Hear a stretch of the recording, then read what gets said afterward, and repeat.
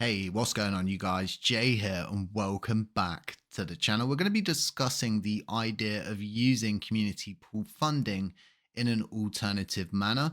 But really, to understand why we would go and do this, you're going to need to get some background on the ecosystem itself.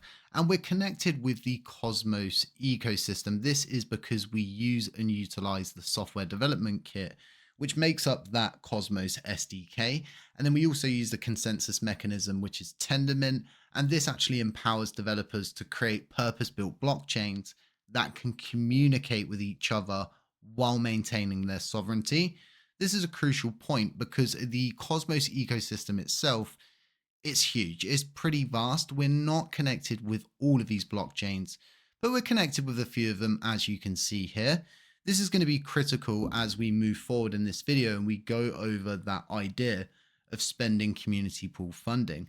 We've always walked down this route as an ecosystem of funding one individual group, one individual DApp, one individual DEX, one individual team, and not really thinking, how could we spend money to make money? How could we refill the Oracle rewards pool?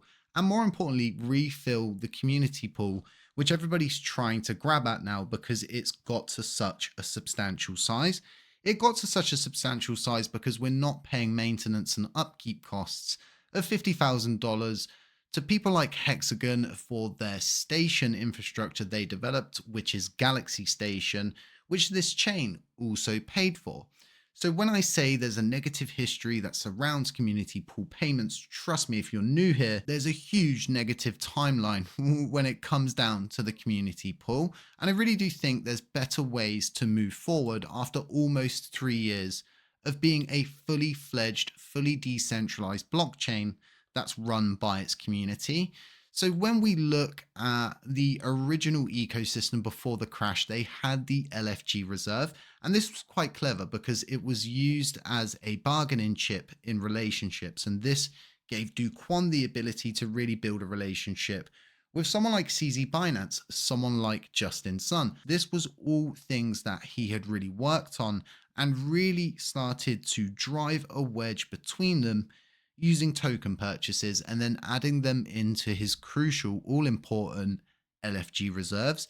These were the point of many different discussions. They were used and they were weaponized. There's actually a company that's in court at the moment because of their promotion of the LFG reserves, how safe the stable asset was, and really more or less advertising it as a bank, not a bank. I don't think as an ecosystem it's clever funding a third party that has already wiped out $2 million in liquidity and a buttload of holders from our ecosystem. I think it's very moronic, and I think a lot of friendships have been created on chain, and now people are more or less being swayed into supporting someone who hasn't gone out and made all of those holders whole. And yeah, it's a key point.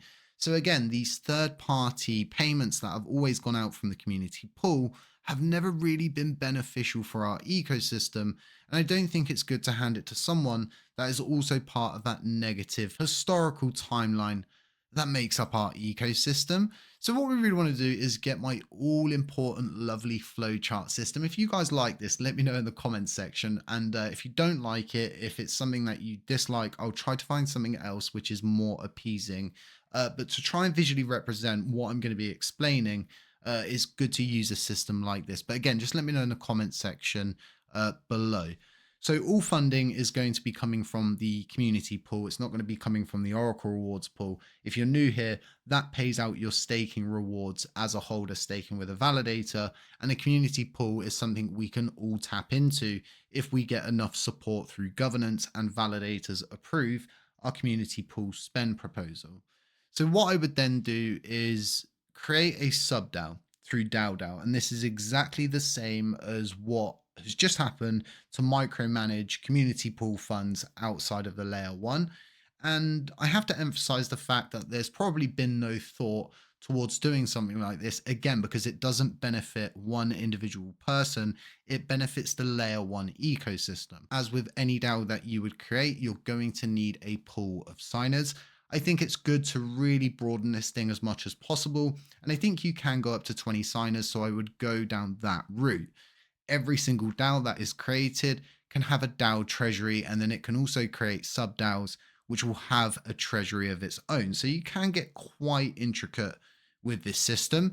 And I think there's two routes that we should follow. And I'm not saying we should do $50,000 a purchase. This is just an example. I would probably go for like $10,000 to $15,000 to begin with. You really want to go dollar cost average that in. That's going to be the best option for us as an ecosystem, the smartest option. And this is for hodling for the general long term. There are places you could probably stake Solana, maybe Tron as well. I don't know about XRP. I'm unsure if you can stake that anywhere. But if we could stake these assets, well, we probably should, and then we'll use and utilize the module that I'm going to go over with you in this video shortly. This is the blue chip move from my perspective. This is a smart move to invest in the future of cryptocurrency. If we're part of that 1 to 2% bracket and the other 98% are going to be coming, well, these coins are going to be huge in the future. XRP is going to be absolutely massive. We were saying this on the channel, and what happened? Boom, it moved upwards. Another leg's coming in. So the idea and concept of getting some XRP now is a great idea. Justin Sun, who's responsible for Tron, has a booming ecosystem, something that we could tap into. And yet we could use and utilize these token purchases to create market material, to get people talking about our ecosystem, to try to create a partnership between Solana, between XRP, between Tron. This is looking outside of the Cosmos ecosystem, if you will. But if you want to get really clever with this kind of thing, you're going to want to take it the extra mile. And that's why I mentioned staking just before.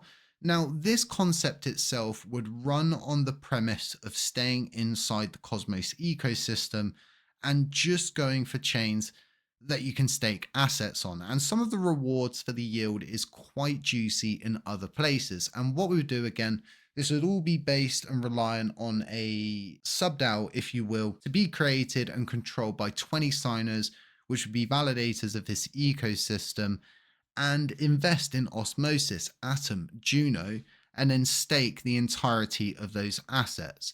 And then create some kind of yield return module smart contract that can take that yield, it can convert it into Luna Classic, send it to the yield treasury, and then that is then split out to the Oracle rewards pool and the community pool 50-50. And this in itself would not only, right, generate positive movement for the community pool, the Oracle rewards pool, it wouldn't just create benefits for the ecosystem, it wouldn't just create buzz, it would buy back Luna Classic coins. We could also branch this out. We could add another bubble in, and we could say to ourselves, well, why not buy back USTC? Why not buy back both LUNC and USTC? Well, hang on a minute. Why don't we then decide to ourselves, well, let's put a burn tax on it. Let's say to ourselves, we are going to burn 7% of everything before it hits the Oracle pool and community pool. There's so many different options when you start to think like this, when you stop thinking, how can I fill my own pockets? How can I get funding from the community pool? How can I benefit from this situation?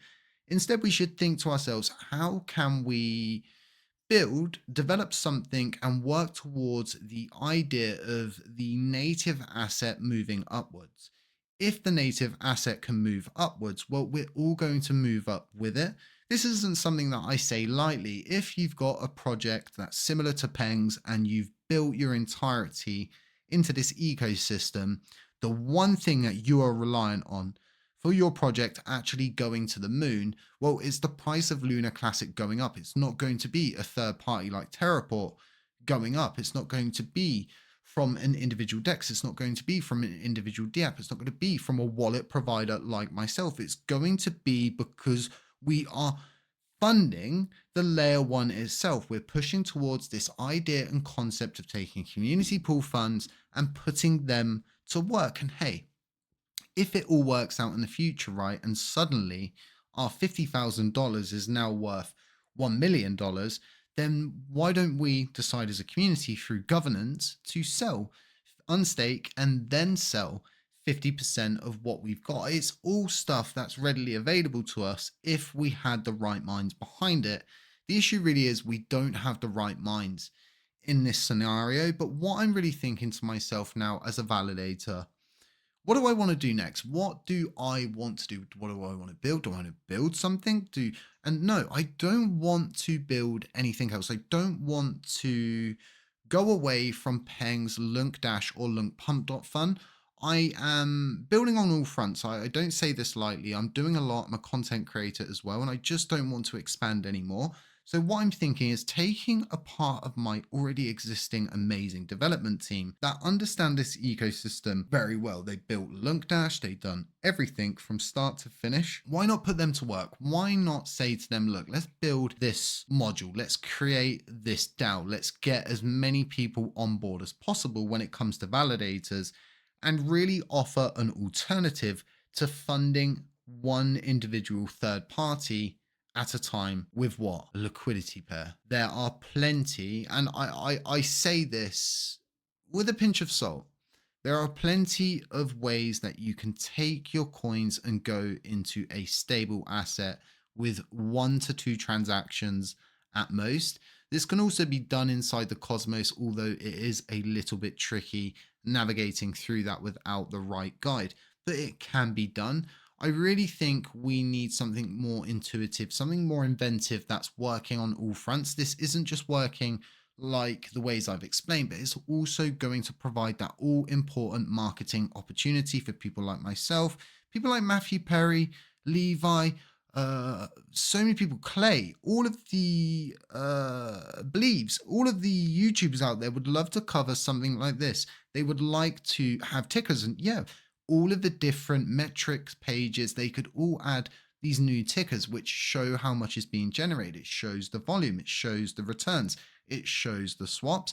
It's all going to be stuff that you can talk about on X with your friends, that you can all get hyped over and buzzed about, instead of one community buzzing about a $50,000 payment.